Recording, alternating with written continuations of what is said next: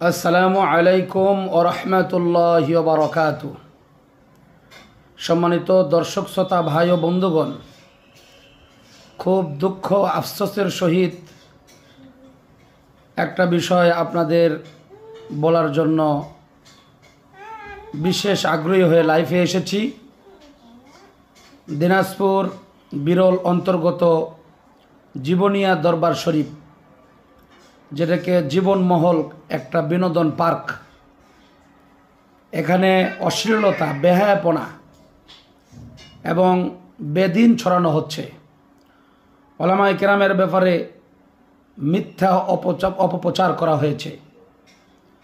বিশেষ করে জীবনিয়া দরবার শরীফ নাম দিয়া এখান থেকে শিরকি ছড়ানো হয়, ইসলাম বিদ্বেষী কথাবার্তা ছড়ানো হয়। আমাদের বাংলার মুসলমান, বিশেষ করে উত্তরবঙ্গের দিনাজপুরের মুসলমান সরল মনা, কোরআন হাদিসের কথা বললে তারা এমনিতেই নরম হয়ে যায়। এই সরল মনা মুসলমানদেরকে শিরকে লিপ্ত করাচ্ছে, বেদাতে লিপ্ত করাচ্ছে, দিন থেকে, ইসলাম থেকে দূরে সরাচ্ছে।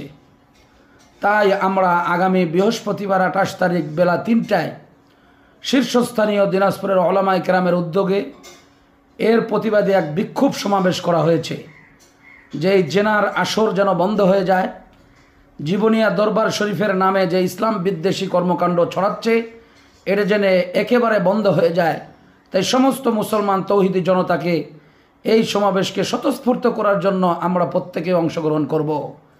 তার সাথে সাথে আমি প্রশাসন ভাইদেরকে বিশেষ অনুরোধ করব, আপনারা ইসলাম ও মুসলমানের স্বার্থে এই শীর্ষস্থানীয় ওলামায়ে কেরামের পক্ষে থাকবেন এবং ইমাম, ওলামা, খতিব প্রত্যেকের সাথে একত্রতা পোষণ করে আপনারা এই দিনাজপুরে ইসলাম বিদ্বেষী কর্মকাণ্ড, বেহায়াপনা, অশ্লীলতা, নারী পুরুষের অবাধ মেলামেশা, এই বিনোদনকে নাম দিয়ে বিশেষ আয়োজন করে থাকে, এটা যেন একেবারে বন্ধ হয়ে যায়।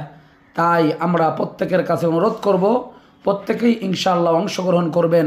আল্লাহ আমাদের এই চেষ্টা, এই সফলতা, আমাদের ইসলাম ও মুসলমান প্রত্যেকেই ঈমান নিয়ে আমরা চিরজীবী হতে পারি। তাই সকল বন্ধুদেরকে শত শত শত মোবারকবাদ, সমস্ত মুসলমান ভাইদেরকে অসংখ্য অগণিত শুভেচ্ছা রইল। আপনারা প্রত্যেকেই ওই দিন সমবেত হবেন। মুসল্লি, আমার বন্ধু, হিতাকাঙ্ক্ষী সবাইকে নিয়ে আমরা ঈমানের ব্যাপারে কারো সাথে আপোষ করব না। ইসলাম নিয়ে আমরা কারো সাথে আপোষ করতে জানি না। তৌহিদের ব্যাপারে আমরা কারো সাথে আপোষ করব না।